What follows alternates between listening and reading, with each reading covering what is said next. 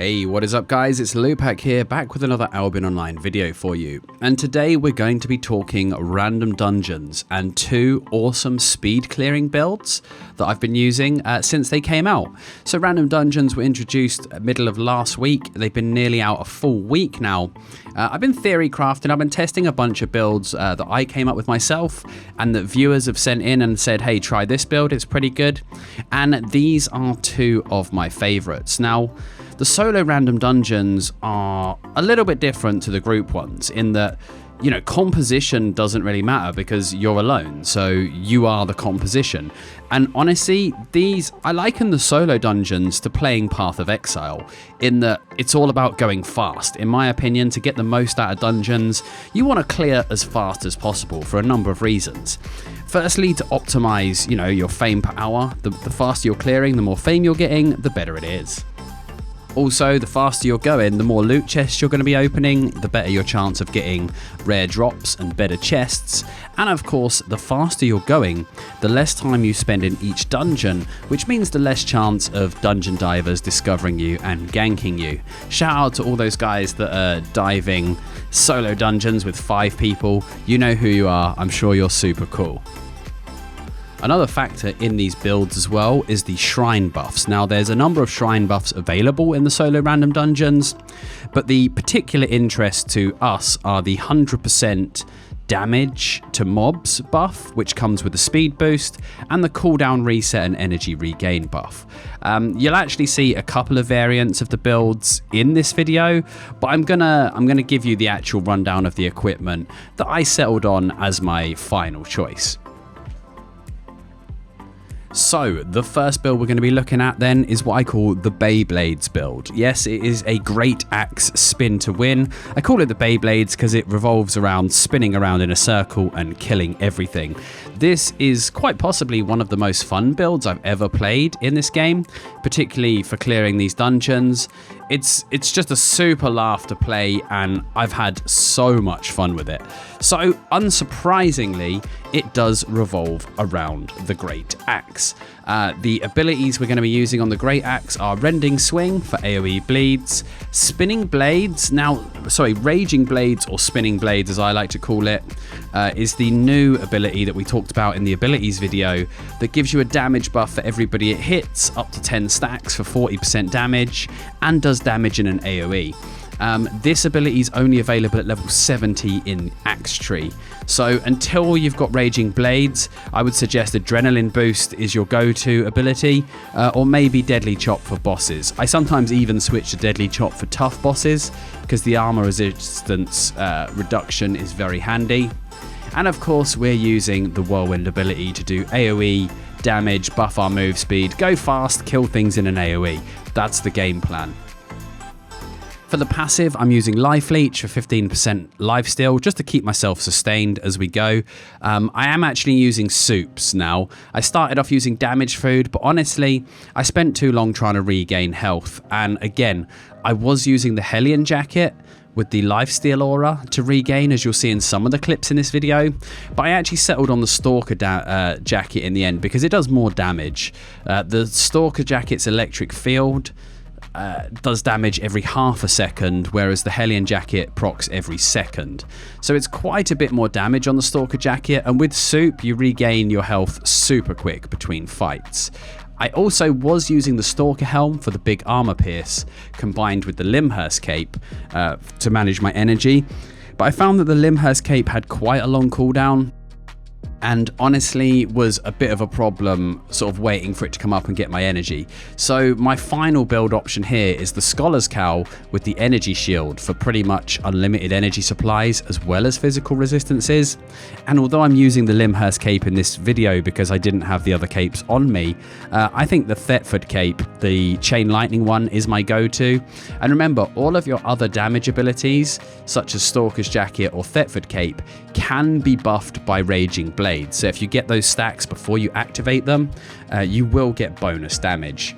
So as I said, I'm also using soups, and I'm using poison pots for the tougher boss fights, and I'm using any leather shoes for refreshing sprint. I basically just use refreshing sprint to get my cooldowns back quicker as I go, and again, it's all about going fast, getting your cooldowns, keeping your energy and health up, and just power clearing, as you can see in this video. You want to pull as many mob packs as you can together to just AoE them down. You've got so much AoE. You've got Raging Blades, Rending Swing, Whirlwind, Electric Field, and a Thetford Cape. You basically have 5 AoE abilities in between auto attacking. So you have a lot of options. Don't blow them all on every pack. What I like to do is alternate between the Great Axe Whirlwind, and then use my Stalker Jacket on the next pack. Use Refreshing Sprint every time it's up, and just try and keep your cooldown uptime up as much as possible. As I said though, you are free to experiment with this build. You might want to try the Lyndhurst Cape Stalker Helm build if you're struggling to bring down the tougher bosses. I also sometimes carry a one-hand battle axe and torch for the boss fights as well, particularly the legendary bosses who can be a bit tougher. But for the most part in the packs, the mobs just have so low HP that you could just blitz through them with Whirlwind and have a lot of fun just AoE and everything down and enjoying that sweet fame.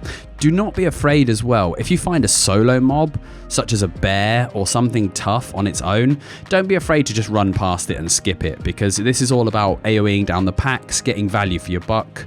There's no harm in skipping a mob here and there. It also gives you a little bit of protection against divers, I guess, but the main thing is just getting your clear speed up, getting those big AoE packs, getting the best value out of your abilities. Don't waste 30-40 seconds killing one tough mob, not wanting to use your AoEs because it's only one mob.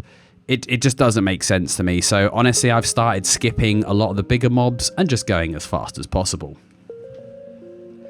So the second build we're going to talk about then is a Great Frost AoE build. This is a super fun build I've also been using. I don't find it as fun as the Beyblades build. I don't know why, it's just my personal preference, but the clear speed on this build cannot be denied.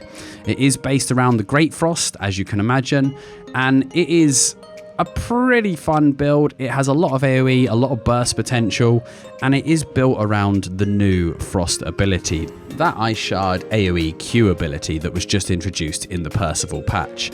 So I'm using the Great Frost with the Ice Shard on Q. I'm using Shatter for the AoE W ability, and of course you've got the Hailstorm Great Frost E ability. I'm using Aggressive Caster to get that cast speed buff. Whenever I've cast 4 activated spells will give you a 40% cast speed buff for 3 seconds. I'm using the Royal Hood, or Royal Cowl, sorry, with Perpetual Energy for basically unlimited energy. I'm using the Scholar's Robe with Speedcaster for more cast speed.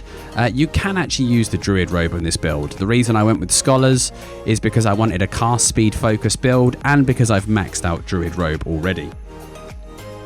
For boots, again, I'm using leather boots, in this case Mercenary. The reason for this is because I want to use Refreshing Sprint to keep my cooldowns ticking away and get them back as soon as possible. Any leather boots will do. The reason I'm using Mercenaries is because I wanted to level them. And for the cape, I'm using the Morgana cape to get that super fast cast speed when I cast my E ability. So this build that I'm using, as you'll see, has 3 different cast speed increases. You have Aggressive Caster on the weapon, you have Speed Caster on the chest, and you have Morgana's cape. And so I have a lot of ways to boost my cast speed, and of course the main thing that you're boosting is your Ice Shard. Your Ice Shard is a 1.2 second base cast time, but when you buff the attack speed, or the cast speed, sorry, with your abilities, it can be cast super fast and spammable. Now, when you first start this build, you have to get used to how Ice Shard feels and get used to predicting mob movements to connect quickly. And also, as each of your cast speed modifiers activates, your cast speed will be different. So it takes a little while to get a feel for landing your Ice Shards consistently on as many mobs as possible. But again, this is all about AoE dumping. You gather all the mobs up, you hit them with a Shatter, then you can drop a Hailstorm on them while spamming Ice Shards. If your Morgana's cape activates and you have Speedcaster, your cast speed is insane. You'll be casting 3 to 4 ice shards per second. It's absolutely wild, and you could just blast through bosses. You'll have unlimited energy with this build pretty much because of the Royal Cow. And you, in my opinion, you want to be running soup as well, because the one thing you will find is you do take a lot of damage because you're wearing cloth.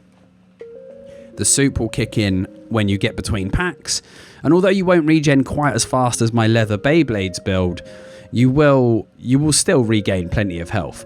So again, it's all about gathering everything up, spamming it down, and again, don't be afraid to skip the small mobs. If there's one mob on its own and it's going to take a little time to bring it down, just think, is the value there? Shall I skip it? I also skip a lot of the trap mobs, such as the lightning in the Keeper's dungeons, or the fireball rollers in the Morgana's dungeons. I don't find it like time effective to kill the trap spawners, because you can just run past them and get on with the next pack. So that's it for this build guide for the solo dungeons. Hope you enjoy these builds. Don't be afraid to share your own builds that you've been having fun with in the comments. If you think you've got a build that can clear dungeons even faster than this, then be sure to let me know and I'll check it out on stream and maybe even make a video about it. Thank you so much for watching and supporting, guys. Don't forget to leave a like and subscribe, and I'll see you next time.